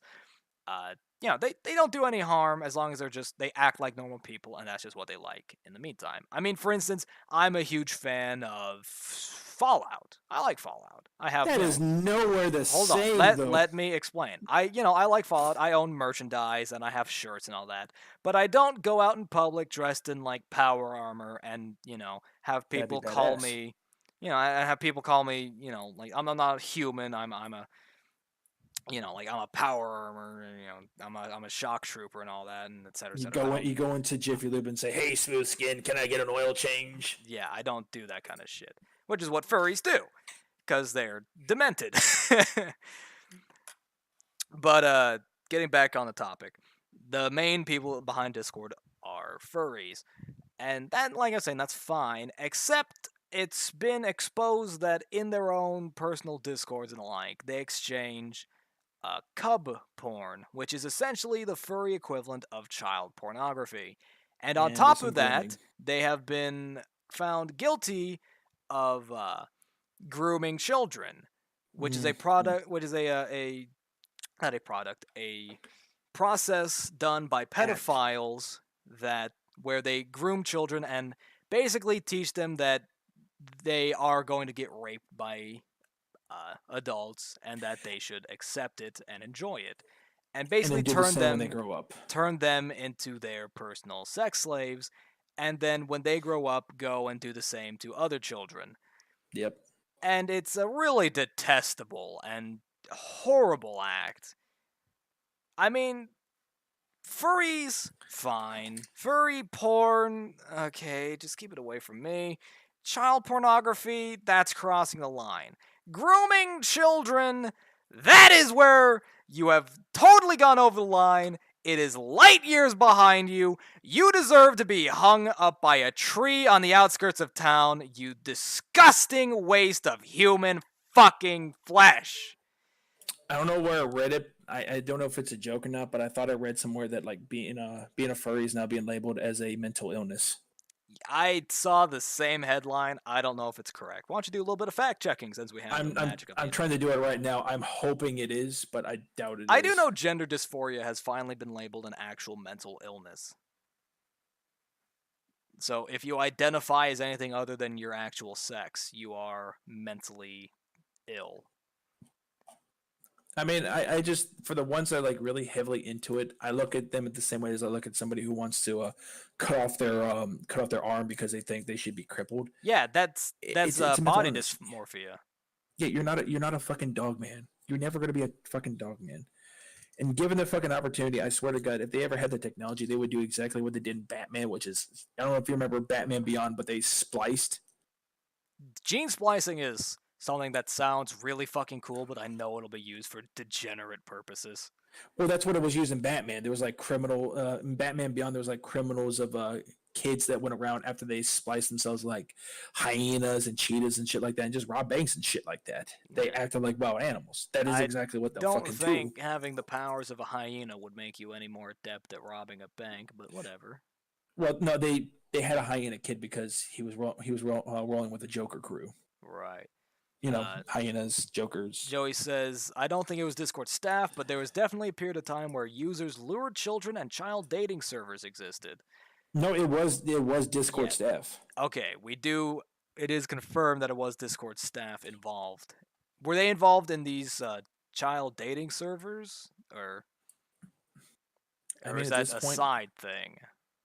At this point, I think we can assume that it's a very likely possibility. Okay, the Discord staff were not involved in those, but they were involved in their own horrible practices. Because, I mean, obviously they were found guilty of doing something illegal, or else Discord wouldn't be at risk here. If it was just that it was being run by furries, I don't think they would be forced to shut down. Oh, either way, they knew. Yeah. Getting back to what I was saying about furries, like, for instance, comparing to bronies. That was a big one a couple of years ago. I mean, bronies, like, the bronies still exist. People still like this show and watch it. And who knows? You may, know someone who used to watch it or watches it currently. For instance, I will shamelessly admit that I used to be a brony before I, grew half a brain. Why am I not surprised? I used to watch the show. I enjoyed it. And I very loosely participated in the community stuff, like fan videos and the like. But as I grew a little older and matured a little bit, I just started to put it behind me. I lost interest, and I saw what a horrible train wreck the fandom was, and I just no, I don't watch the show anymore. I have no interest in it, and that's all behind me. I'm not ashamed of it. I was a child. I was like 13 years old. That's that's not the most shameful thing a 13-year-old boy could do. That's pretty bad. Don't get me wrong, but it's not the worst. So that's behind me now. I didn't, go out in public wearing a My Little Pony T-shirt or in cosplay or anything. But people that do that are really fucking sick in the head. I did actually watch a few when they first came out to understand what the fuck they even just to get an idea. Yeah, I felt physically ill. I was on the other boat. I watched. That's an overstatement, but I did not. I just did not understand. I'm like, this is clearly for kids. Yeah, see, I wasn't like, I wasn't the kind who saw this like, ooh, there's a new My Little Pony show on cable. I better watch. No, I saw that like a YouTuber that I was really a big fan of at the time was a brony, and I was like, I'm gonna watch it just to see why people go on about it, and I got into it. When they argue that it like teaches you life lessons and shit, I'd always argue back like, this is shit you've already known. Here. I can counter argue that and say that some of the lessons were okay. But again, this is all shit you should have already known when you were a kid. Yeah, they weren't anything too advanced, like any lessons that adults could take away. Yeah, no, I mean, if you don't know by now, then either you're an idiot or you're just a dick. Well, I mean, there are plenty of dicks out there that don't know, common. But that's my point. If you need a fucking children's show like this to teach you this at age like 20 plus, well, I don't think it was like. Don't admit it that this is your source of education here. Please. No, I don't think they were admitting that. It's more like they were using it as an example of how the show was good. And to be fair, quality-wise, objectively speaking, wasn't that bad. It wasn't a bad show. No, I'm not. But I'm not the fandom that grew around it was absolutely horrible. Oh, hold on. You're starting to cut out a little bit. There you are. All right. Like I was saying, the fandom that grew around it was absolutely toxic and cancerous. No, it's not like it was a badly made show in terms of art quality. I mean, clearly it's better than most things that have been made recently. Not just the art, but just in general. Yeah, but again, the thing is, from my standpoint, for somebody like me who at one point used to like Star Wars, and I'll still say like the expanded universe, who likes anything with a fucking rifle. And don't get me started on Star Wars or fucking Warhammer 40K here, but 40K is dope. From my standpoint, who was also heavily into TF2 at the time, I did not fucking understand why they liked the show so much and why it had to be in everything that I liked. I mean, Yeah, I when hated that when was it the came over to most when I Bronies hated when was it the came most over to 40K. yeah, when it was the most prevalent fan base, back when it was at its prime, or I should say the Brony community was at its quote prime, I should say most active, you could not play TF2 without getting somewhat immersed in their fandom. Because it was. Is it just me or is TF2 just a conduit for the most toxic communities and fandoms at any given moment? Yeah, well, I mean, it does attract everybody from every at least somebody from every fucking fandom here. Yeah, I mean, it was Bronies when they were at their peak, and now it's JoJo. I But fucking hate JoJo. I detest the show, the comics, and most importantly, the fans. They're absolutely goddamn rampant, and they are far worse than Bronies in my mind. well, here's a fucking point to what you're saying here. I'm looking through. I mean, I'm looking through Pinterest for like examples of Centaurian armor for something I'm designing, and now I'm on a TF2 page here, and I can name off like 10 different fandoms that is being referenced here on Pinterest art. Oh yeah. I mean, I've seen Undertale, One Punch Man, Yep. JoJo. There is there, Overwatch. Mm-hmm. That's a Hell, given. that's not a fandom, but here's Childish Gambino. You know, you can already. Wait, You send can me already, something like that. I want to see that. Is it Demo Man no, as no. Take a guess. Well, you know what? I'll just Donald send it to you. as Donald Glover is? Uh oh, that's cute. I like that. There's SEPs here too. Oh yeah, SCP is a fandom I did not expect to see a resurgence nowadays, but dear God, It's not that one's actually not too bad. I have a level of respect for SCP Foundation and When that whole it's good. creepypasta. There is a lot of good, but there's also a lot of chaff. Now I will fucking nail them to a fucking cross when they start talking, thinking that the big lizard thing can take out a fucking chaos god. I'm like, no, let me get my fucking codexes here, and I will argue why you are stupid. Big lizard thing. You're gonna have to The indestructible lizard 682. I'll look this up. SCP Yeah, it's their Foundation. own version of an OP creature. Well, aren't there like 1,000 ones like that? There's a, there's a lot. I'm There's looking a up lot of number them, but one. I always there's a lot of them, but I always love when a fucking fandom likes to say, "Hey, we can take on 40K." Okay, No, here you we are. can't. No, you can't, Junior. What would you say the number was? 682. And I'll just send you a fucking picture of it. Wait, I can see if I can find it. 682. There are a shit ton. 682. Hard to destroy reptile. Yeah. That's very shitty name. Is a large, vaguely reptile-like creature of unknown origin. It appears to be extremely intelligent and was observed to engage in complex communication with 079 during their limited time of exposure. 682 appears to have a hatred of all life, which has been expressed in several interviews during containment. Has always been observed to have extremely high strength, speed, and reflexes, though exact levels vary with its form. 682's physical body grows and changes very quickly, growing or decreasing in size as it consumes or sheds material. 682 Now gains some of these fucking SCPs here, you can just see the level of pretentiousness from their creators. Like 682 is another example of them. You can't fucking destroy him, and he just hates everybody. Sounds a little edgy to me. Well, here's the thing. What I like about the SCP organization and that whole fandom is the level of writing. Oh The yeah, core of it, like what the original ones written as sort of a baseline, which people grew off of, was incredibly well done because it reading some of these gives you a sense of like, oh shit, this could actually be real because it's done professionally and it actually reads like you're going through archives of a foundation, and the very delicate and precise censorship of important information. It doesn't. It's like this is you're reading most of this. Like the what you're being exposed to is pretty intense, and the fact that there is knowledge being censored gives you a sense of foreboding. Like there's so much deeper going on. But what happened was with some of the fan made ones, the vast majority of it is censored. Like any aren't they description aren't of they the all aren't creature. they all technically fan made ones? Well, technically, but I mean like the ones made by just some hack in their basement in 10 minutes because they wanted to contribute to their fandom. Yeah. The vast majority of it is censored because like the description of it is blank, it is redacted and redacted.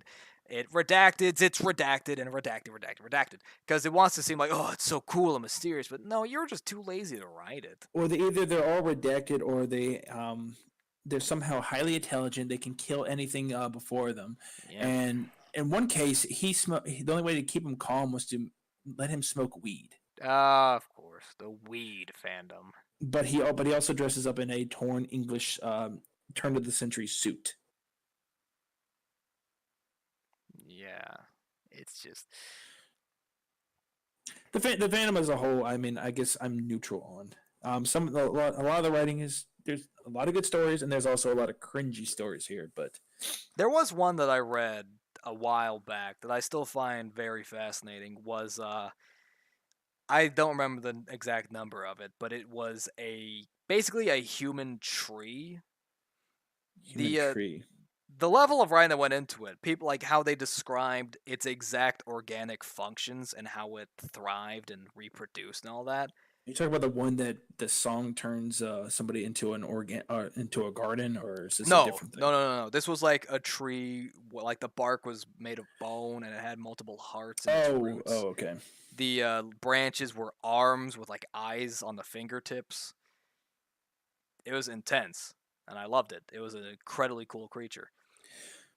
See, the other thing I get from SCP writing is I think they try too hard to be the guy who wrote Mother Horse Eyes. Mother Horse Eyes? You never heard of that? No.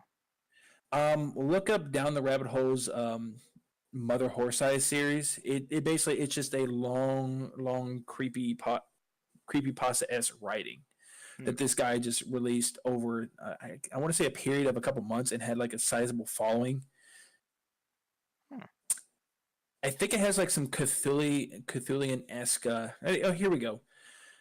Oh no, this is the actual. Here you go. Plot summary. The story features several loosely interconnected narratives. Most individual narratives are linear, but the story jumps in between them non-linearly.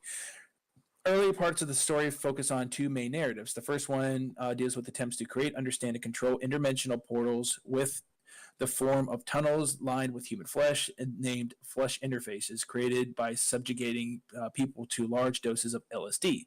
Flesh interfaces are first created in 1944 in Treblinka, and research about them abandoned in the year 2020. The second narrative takes place in 2039 with a large share of humanity spending their entire lives connected to virtual reality internet feeds. An unknown entity named Q, not to be confused from James Bond, hijacks the internet to take over the minds of humanity. It's hinted that it's empowered by prior experimentation on flesh interfaces. The last survivor of the group dedicated to fight Q and her caretaker flee the nuclear bombing of Atlanta, and knowing that all their attempts to stop Q will be futile, start writing their life stories, trying to create another timeline in which Q is stopped. And that's just part of it too. It's very interesting fiction. But do you know how we got onto this topic from Discord? No fucking clue. Because I don't think we ever finished Discord. We're talking. We jumped from like fandoms, from like furries to. Which, all right, you fucking compared Fallout to like MLP and no, I wasn't making a direct comparison. I was using. I know you said like if you went off out as one here, it's still not the fucking same thing. I would. Well, what would you consider a fair comparison? I mean of a fandom that isn't horribly toxic already. In terms of going out there dressed like it, yeah.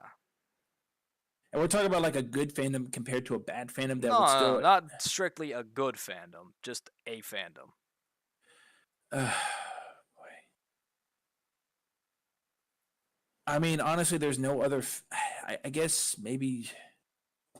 Yeah, it's hard. Maybe Star Wars is a better one. there's already people going out believing they're Jedi. I know that's what I mean. If you walked out as a fucking Jedi Knight, that's It's still the point is people let these fandoms get obsessed, and the people that immerse themselves in it too deeply are just oh yeah, lost. yeah. Now, to quickly get back to Discord off of this horrible tangent we went on, I don't worry too much about Discord. I think if anything will happen, some fandom, like some people already, like some of the Discord Nitro people, the people that are backing it, worst case scenario, they'll try and take over and they'll just run it exactly the same, but maybe just a little bit worse or a little bit different. A little less gayer. I wouldn't worry too much about like some big AAA company swooping in and buying it up. No, you never know. I don't think we really have to worry about that. If that does come to pass, worst case scenario, someone will make a new Discord. There's always Skype. Yeah, or TeamSpeak. Oh God, no. somehow TeamSpeak is worse. Somehow.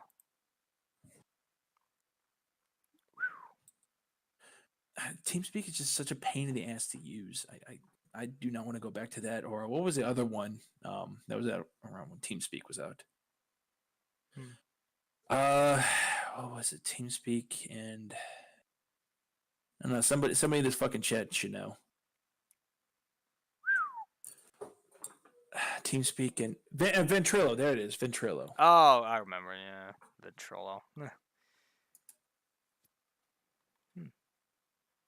That's crazy. That one used to slow my computer down so much. Oh yeah, I was briefly looking at SCP-1. Now that's there is no 1.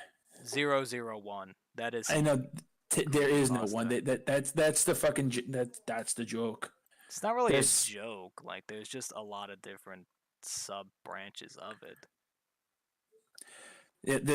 I know for a fact their thing is though that none of them are the true one, but one of them is the true one. Which one could it be? Like here's one: Dr. Mann's proposal. SCP-001 is contained on the grounds of Site-0 in upstate redacted. A fence has been constructed around the perimeter of SCP-001's observed effects. In addition to Site-0 security, no fewer than 5 armed guards are to be present at all times to prevent unauthorized entry. The adjoining physics laboratory will be manned at all hours, studying any anomalies. Description: SCP-001 is a circular gravel path in a wooded area. When traveled in a counterclockwise direction, the trail is continuously uphill even after reaching the original point.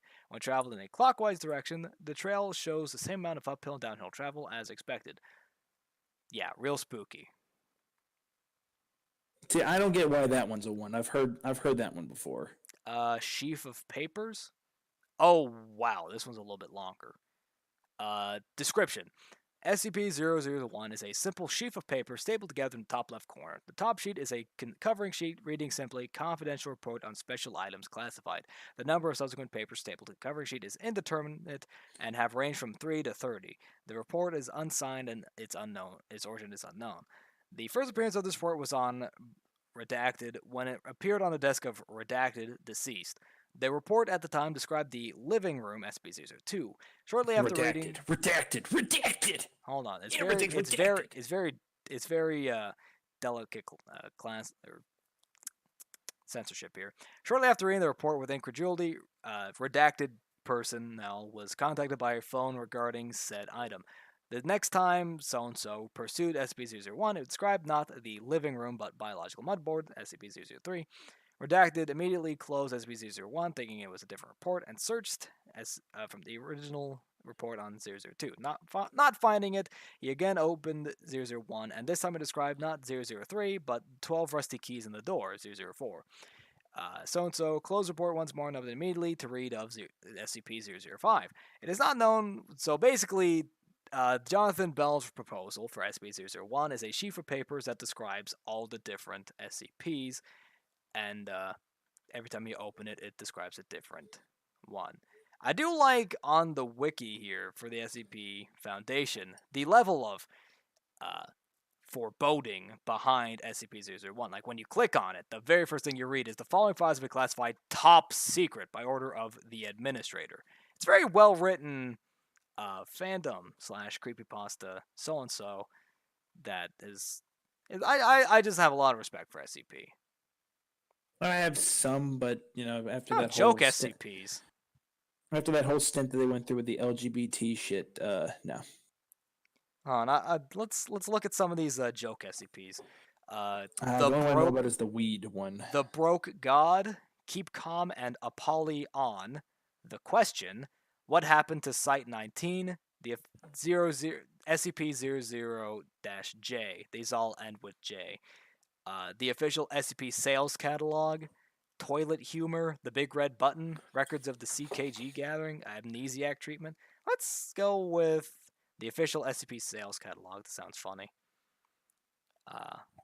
Let's see. Somebody actually made an SCP for 40K.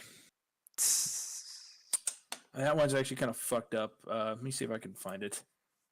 What is it, like a lost chaos god or something? No, it's not. I think his name is.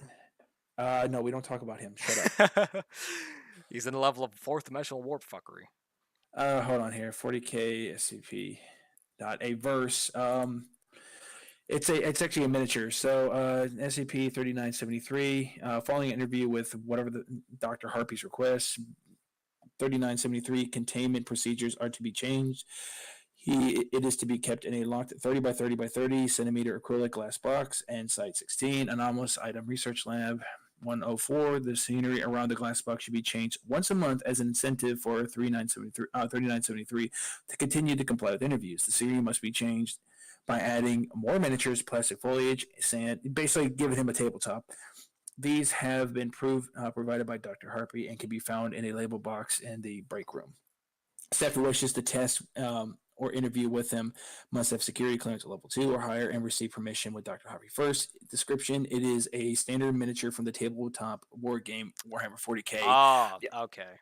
The object is a physically unremarkable, it's a fucking ultramarine, being composed of plastic reaching the height of 3, we'll just get past this part of the description. It's just a space marine. Nice. The object's only apparent anomalous property is an influence over the outcome of the dice rolls within a 50 centimeter radius caused by an unknown means.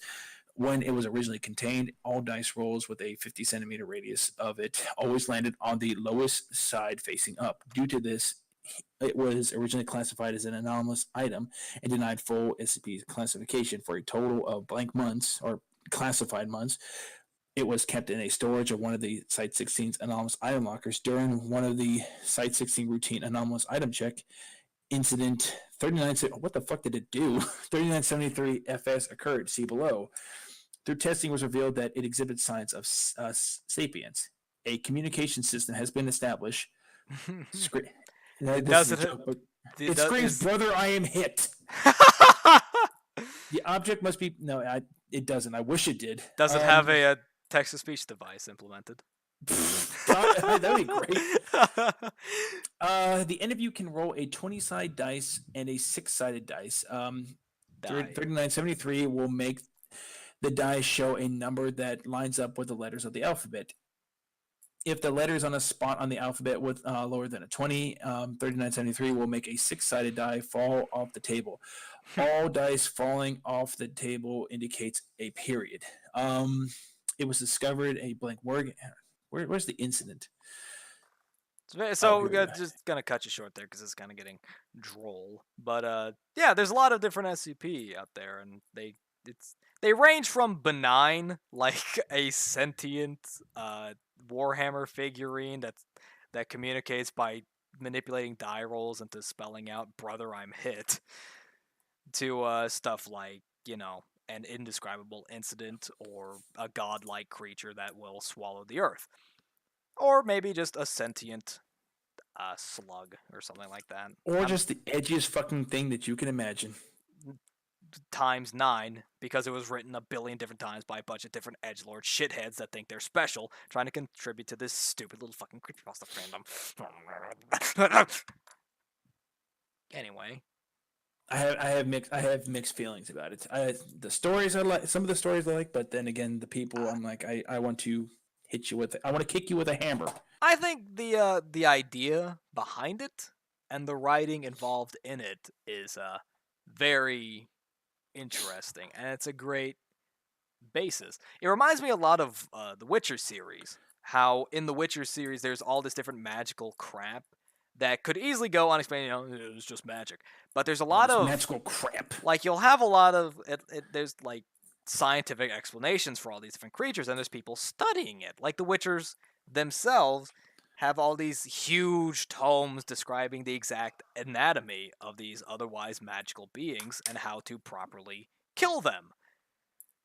It blurs the line between fantasy and reality, and it's very nice, and I like it. And the SCP does that in an intense way, because not only does it blur the line between fantasy and reality, it blurs the line between horror and reality. Yeah. And a lot of these can be like it while reading these, it gives you this foreboding feeling that these are real things. The Foundation is real, and you're reading these classified articles that you probably shouldn't be reading. Like a lot of times I'll be reading these and I want to read more, but I'll have to stop because I'll think, oh god, what if this shit's actually real? I know it's not, but it gives me the fact that it gives me that You feeling. big wuss. The fact that it gives me that feeling just proves how well it's written. Of course, not all of these do these. Like for instance, the weed shit, and all the different spooky, and it turns out the killer was you, and all that poorly written crap. That's just stuff stupid. stuff like that, or the Doctor or the Mask. All those I look at them as they're actually really good, really well written ones. Oh yeah, that Plague Doctor one. But when I get to like the Lizard, I find that one really fucking edgy. Yeah, because it hates all life and it hates everything, and you can't kill it. Disgusting. And it's just this big spooky lizard, and oh god, the crocodile. Oh, I'm like, dude, this fuck. Just get to the part when the Power Rangers show up and kill what the Yeah. We all know that's gonna happen one day. Come on. I do like reading some of these joke SCPs because even these have a subtle horror behind it. Like I love this one, 000, the SCP catalog, the official SCP sales catalog. You want to hear some of the stuff you find in the catalog? Go for it. Let's see. How about the item 123, the contained miniature black hole? Back in stock after so many requests, this black hole is guaranteed to spaghettify anything you throw at it. Great for science projects and parties. And what better way to say I love you than with the gift of a contained miniature black hole? Order now while supplies last. Warning: contains small parts. Price blank blank blank dot blank blank. So it's in the hundreds. I like it. Like that's goofy. How about this? Item 340, Insanity Candy. A truly maddening prank. Trick your friends into eating these covert candies and watch them literally go out of their minds. Available in 5-packs. Price 0 blank blank dot blank blank. Or item 500, Panacea. Got Ebola, HIV, cancer, athlete's foot? This pill cures them all. No malady is too incurable. Out of stock. Price blank comma blank blank blank comma blank blank. So it's in the billions. Of course, it's this miracle cure. It cures cancer, HIV, Ebola, and athlete's foot. Don't they have like a pill that just cures anything? Yeah, that's what I just read. Panacea. No, there's like a legit one. Yeah. I think it's like 500 or some shit like that. Yeah, item 500, Panacea. I just read that. I missed the number. Okay. If you're talking about an actual SCP, then this is just a joke reference to it. It actually is a real thing. I mean, not a real thing in real life, but yeah, SCP 500 Panaceum. Let me see. Yeah, SCP 500. Description: SCP 500 is a small plastic can which at the time of writing contains 47 red pills. One pill, when taken orally, effectively cures the subject of all diseases within 2 hours, exact time depending on the severity and amount. So yeah, it's a joke reference to an actual SCP. I feel like apparently the canon version can actually like cure the zombie plague. Yeah, and this is a joke reference to it sold in a catalog. Yeah. This is cute. I like these. Pooch says, I feel that I can't read these because I wouldn't be able to stop thinking about it or think it's real. Yeah, that's the feeling that I get. Because it's so well, some of these are so well written that it blurs the line between a creepypasta article on the internet and an actual classified document. Because some of these are really well written. Not all. Most of them are trash. Some of them are really incredibly well written. Some of them are. Most of them are trash. Yeah. Trash. I like this one. Item 551, the impossible puzzle. Throw out your Rubik's Cube and put down that crossword. This is the puzzle to end all puzzle. No one in history has ever completed it. Can you? Hours of fun. I think that's a reference to, like, the fucking Hellraiser puzzle box. No, I think what's the number on it? 551. SCP-551. Object class safe. Description: SCP-551 is a standard 550-piece jigsaw puzzle which should depict, in its finished form, the image of a solitary woman on a small rowboat surrounded by a stormy sea. However, due to the nature of SCP-551's anomalous qualities, some details of the scene are left incomplete, such as the woman's face and data expunged. SCP-551 was found in the Department of Classified, and I'm gonna say for the blacked out stuff, I'm gonna say redacted because I think that's what it's supposed to be. It is. Yeah. SCP-501 was found in the Department of Redacted after other residents complained of an odor seeping out from under the door. The severely malnourished body of Redacted was discovered beside SCP-551 with several pieces still clutched in her hand. Roughly one-third of SCP-551 was pieced together on her floor. Multiple subjects testing SCP-551 stated that a completion of the puzzle seems inconceivable. The mental reactions of subjects to SCP-551 was diverse, apparently depending less on the puzzle and more on the personality of the subject, though the effects of SCP-551 on the psychology of the subject should not be overlooked. So it's this impossible to solve puzzle that nobody can figure out. You can't solve it, you never solve it. And it drives people mad trying to solve it. And it's this seemingly benign jigsaw puzzle that has literally no way to solve it. There's no way to piece it together. I'm not affected by it because I don't like puzzles. Pieces are always missing and the pieces never come together properly. And it drives people nuts! Yeah, I don't like fucking puzzles, so fuck that. Here's an addendum 551-4. A computer-based approach was taken on the completion of the puzzle. The first tool used was a mechanical arm designed to take a piece and place it in the puzzle, used along with a camera and a desktop computer running an image processing algorithm. The application was tested extensively with normal puzzles. However, when tasked with completion of the puzzle, it would invariably trigger a blue screen or a kernel panic as soon as it finished scanning the piece. An embedded design approach was taken, and the computer was replaced by a microcontroller in charge of moving the piece linked to an image processing DSP.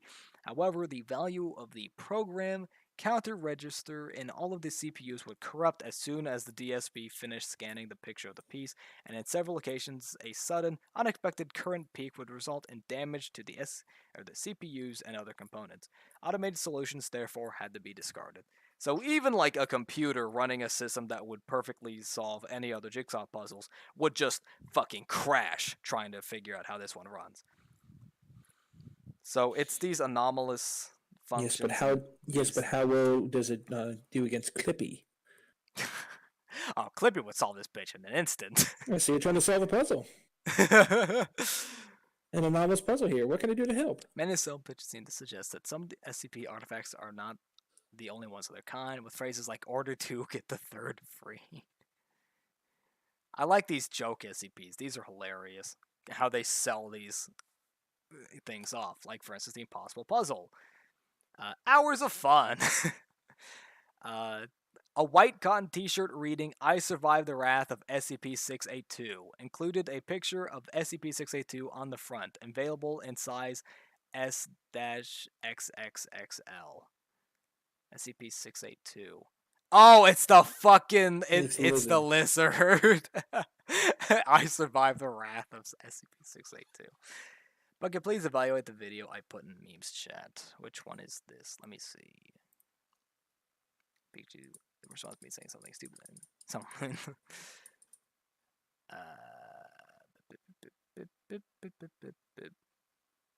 Let me look at this. Oh, Elmo Motomoto. I think I've seen this.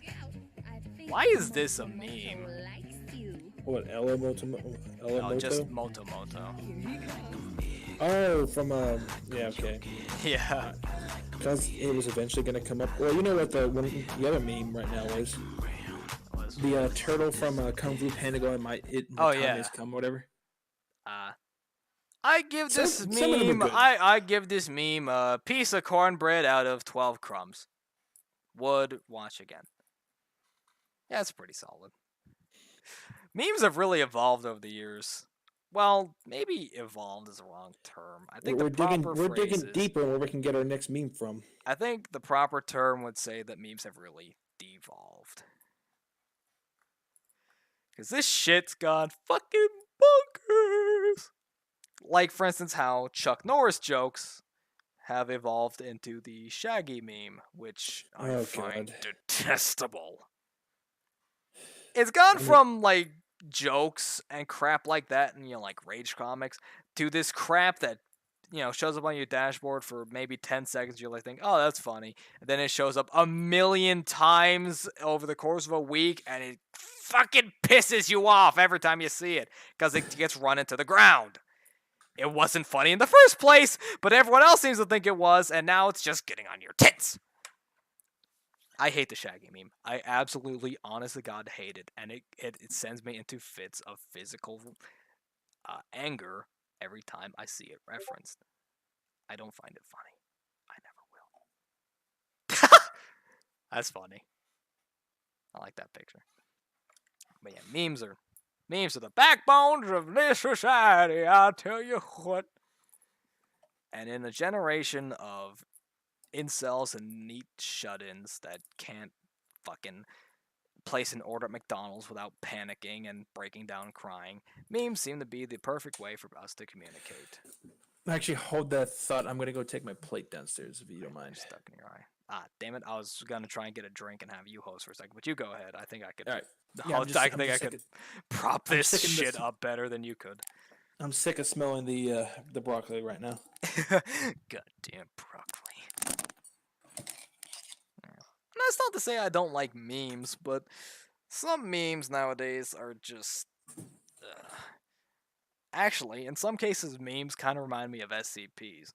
Some are timeless classics that sometimes revive themselves and they pop up, and you wonder how it is that these always seem so relatable. And others are so horribly fucking done, you wonder why someone put in the goddamn effort. Fuck the Shaggy meme! It's not funny, it's just shitting on a beloved character. It is in no way funny, and it's just a shitty fucking anime trope applied to a decent character. I don't know. Maybe I'm just getting too personally involved with this, but I just don't fucking like it.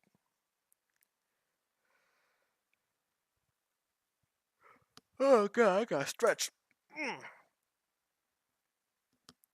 Oof. Let's see, how long are we going for now? Jesus, nearly 2 hours. So we're gonna draw this to a close. An hour and 52 minutes. Yeah, this is gonna be a pretty rambly podcast for someone to. I don't think this one's gonna be listened to very much. I don't think this is one that people are gonna go back and play in the background as they try and sleep.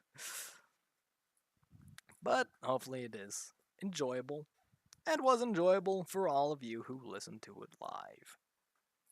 I'll wait for Will to get back before we wrap this up.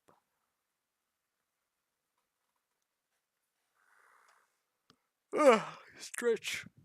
I think I hear him returning. Nope, that's just him slamming his dick against the wall. And against the door.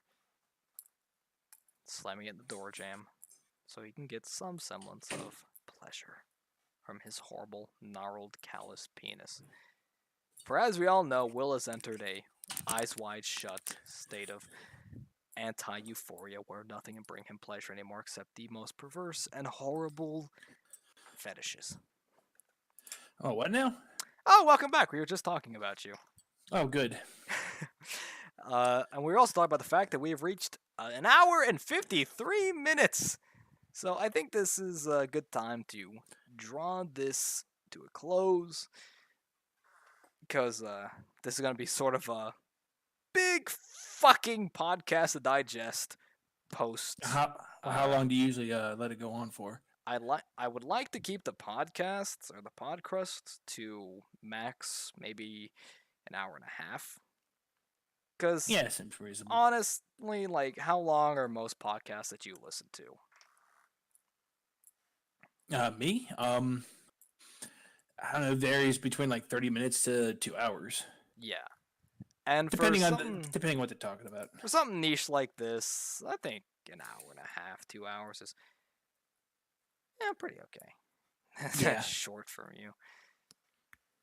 Well, maybe. Well, the Pod-Crust is still in its infancy. We'll see how it evolves and adapts. But for now, I shall bring this stream and this Pod-Crust to a close. Will, do you have any parting words of wisdom? None that I can give to these people. Well, do you have any proposed title, any name to give this once it's on YouTube? You know what I was gonna name it? What were you gonna name it? Memes, Dreams, and Steel Beams. You've used that before, though. Yeah, it's the name of the memes channel on Discord, but I think it's a good idea for this Pod-Crust. Completely random shit. That's what you should just call it. Well, what's the name of what we're calling it right now? Relevant topics and other falsities. What do you think? All right. Is that a good name for episode 2? No, you can just call it We Lied. We lied. That's kind of cryptic. Yeah, we might call it that. Well, good night, everyone. No? Oh, ooh, Pudis doesn't agree. Oh, of course you don't agree. Yeah. I lost my pen, so Pudis, you have until I find it to propose a better name. Oh, there it is. And your time is up. Yeah, you were fucked before you began. Fuck you, kiddo. Alright, we're gonna end this now. Thank you, everyone who chimed in, and to those listening to this post YouTube upload, be sure to come on and give us your stupid fucking questions or shitty irrelevant topics live every Sunday at about 8 p.m. Eastern Standard Time, or later if I'm stupid and can't manage to get here in time, or I can't find a goddamn host. Never enough time to just keep the Well, who's time your up. next host going to be? I don't know. We'll find out next week. Fair enough. Bye-bye.